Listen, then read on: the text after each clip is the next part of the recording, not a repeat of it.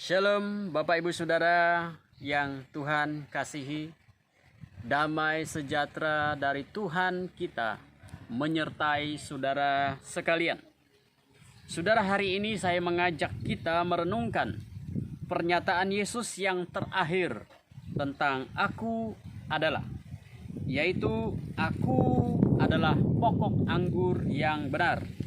Mari saudara buka Alkitabmu di dalam Yohanes pasal 15 ayat 1 sampai 8. Yohanes 15 ayat 1 sampai 8. Saudara, metafora pokok anggur merupakan hal yang mudah dimengerti oleh para pendengar Yesus pada masa itu, yaitu orang-orang Yahudi. Karena metafora ini berasal dari kehidupan mereka sehari-hari tentang pertanian. Ada dua hal yang Yesus ingin sampaikan melalui metafora akulah pokok anggur yang benar ini. Yang pertama adalah tentang hubungan antara ranting dan pokok anggur. Saudara, ranting harus bergantung pada pokok anggur. Jika ranting terlepas dari pohonnya, maka yang terjadi adalah ranting itu menjadi kering, tidak bisa berbuah dan mati, dan nasib akhirnya jadi bahan bakar. Ayat 5 berkata, barang siapa tinggal di dalam aku dan aku di dalam dia, ia berbuah banyak, sebab di luar aku kamu tidak dapat berbuat apa-apa.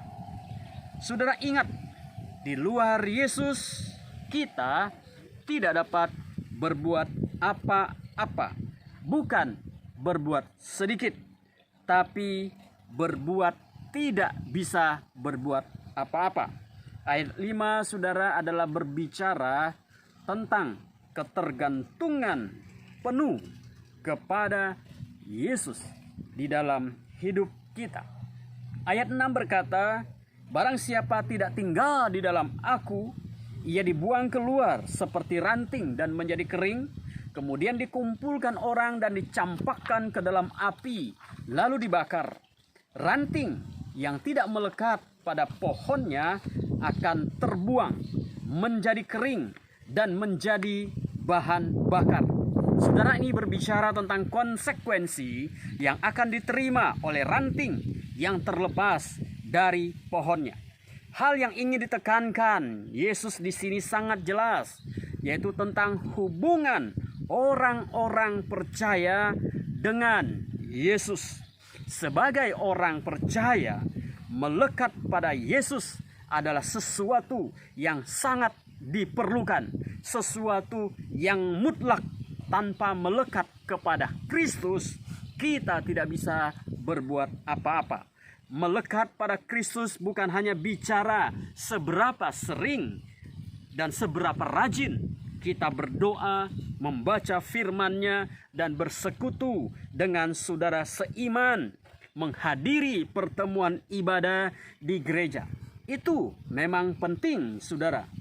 Tetapi melekat pada Kristus adalah berbicara tentang sikap hidup kita, sehingga hal itu mempengaruhi kehidupan kita sehari-hari. Kebergantungan kita mutlak kepada Tuhan adalah bicara tentang sikap hidup kita yang bergantung sepenuhnya kepada Yesus sepanjang hidup kita.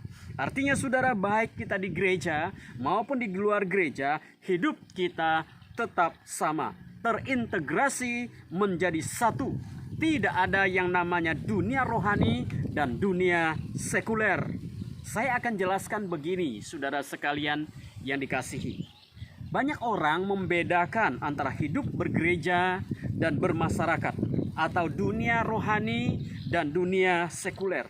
Di gereja saudara kita tampil seperti malaikat, tetapi di masyarakat kita tampil lain lagi. Di gereja kita berjumpa dengan saudara-saudara seiman, sehingga kita semua kelihatan sangat rohani dan banyak, dan seperti malaikat. Kata-kata yang keluar dari mulut kita dari bibir kita pada waktu di gereja adalah shalom, haleluya, puji Tuhan, amin, dan sebagainya. Bagi kita saudara itu mudah dilakukan. Lalu kemudian kita masuk di dalam masyarakat yang majemuk, yang berbeda keyakinan dan latar belakang, sehingga kita kesulitan untuk menampilkan diri kita sebagai orang percaya. Di saat kita masuk ke masyarakat, kita sadar itu tidak mudah, itu dunia sekuler. Lalu kita menampilkan wajah yang berbeda dari wajah yang kita tampilkan di gereja. Itu namanya kita tampil dengan dua wajah. Nah saudara, gaya hidup yang demikian bukanlah gaya hidup yang melekat kepada Kristus. Gaya hidup yang seperti ini adalah gaya hidup yang penuh dengan kemunafikan, karena bermuka dua. Nah sebagai orang yang melekat kepada Kristus, berarti hidup kita saudara, baik di gereja, baik di masyarakat, kita tetaplah orang yang sama, dengan penampilan yang sama. Baik di dunia rohani maupun di dunia sekuler, kita tetap menampilkan wajah sebagai orang percaya. Tidak ada kepalsuan dan tidak ada kemunafikan yang kita tampilkan, tetapi kita ada sebagaimana kita adanya. Itu yang pertama saudara. Yang kedua, Yesus ingin mengajarkan di sini tentang pentingnya hidup berbuah bagi kerajaan Tuhan. Perhatikan ayat 2 yang berkata, setiap ranting padaku yang tidak berbuah dipotongnya, dan setiap ranting yang berbuah dibersihkannya, supaya ia berbuah banyak. Ranting yang berbuah dibersihkannya, ranting yang tidak berbuah dipotongnya. Penekanannya pada berbuah. Ayat 5 Yesus berkata, ranting akan berbuah jikalau tinggal pada pokoknya. Yang tidak berbuah karena dia tidak tinggal pada pokoknya. Ranting yang berbuah akan terus dibersihkan, dan ranting yang tidak berbuah akan dipotong. Sama-sama menyakitkan, tetapi memiliki nasib akhir yang berbeda. Saudara, waktu kecil saya tinggal di desa. Di desa saya masyarakatnya bertani, berkebun, dan nelayan. Tetangga saya banyak menanam pohon jeruk. Saya ingat sekali saudara, saya ingat sekali bagaimana mereka menanam dan memelihara pohon jeruk milik mereka. Dan pohon jeruk mereka saudara berbuah secara rutin. Saya memperhatikan mereka bahwa pada musim-musim tertentu mereka akan memotong ranting-ranting dan memberi pupuk pada pohon jeruk itu. Ketika itu saya bertanya, mengapa ranting-ranting itu dipotong? Jawab mereka, itu ranting yang tidak berguna dan tidak bisa berbuah.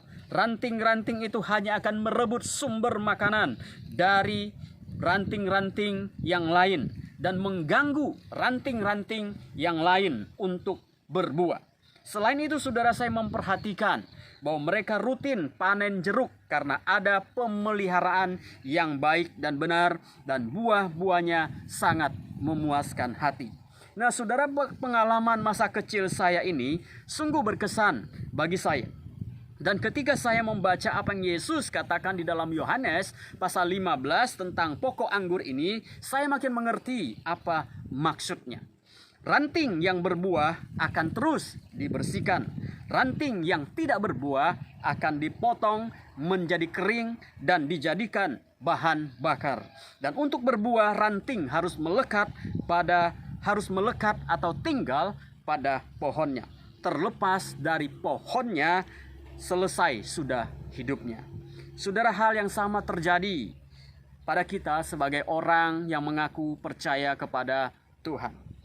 Kita akan berbuah lebat jika kita tinggal dan melekat pada Yesus sebagai sumber kehidupan kita. Tetapi kita jika tidak tinggal di dalam Kristus dan melekat padanya, kita tidak akan pernah berbuah. Dan kita malah dipotong dan dibuang keluar. Ranting yang berbuah dibersihkannya. Ini bicara tentang proses pembentukan Tuhan dalam diri kita seumur hidup kita. Kita harus jujur, saudara, bahwa di dalam diri kita ada banyak hal yang harus dipotong oleh Tuhan agar kita berbuah banyak di dalam hidup kita. Hal-hal itu, saudara, bisa mengganggu kita untuk berbuah bagi Tuhan. Dan di dalam proses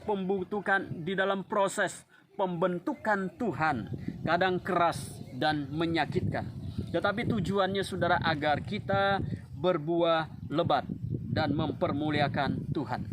Keegoisan kita, kesombongan kita, sifat kita yang suka yang memberontak, kekeras kepalaan kita, dan sebagainya, saudara, perlu digunting oleh Tuhan agar hidup kita mempermuliakan namanya.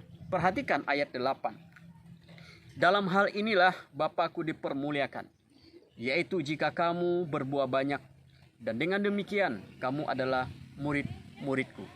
Jika kita berbuah banyak, Tuhan akan dipermuliakan. Dan itu tandanya kita adalah murid-muridnya. Saudara, mari kita belajar menundukkan diri kita kepada Tuhan. Izinkan Tuhan terus menggunting bagian dari diri kita yang bisa menghambat kita berbuah bagi kerajaannya. Melekatlah kepada Kristus senantiasa, maka hidup kita akan berbuah. Kiranya Tuhan memberkati saudara sekalian. Amin.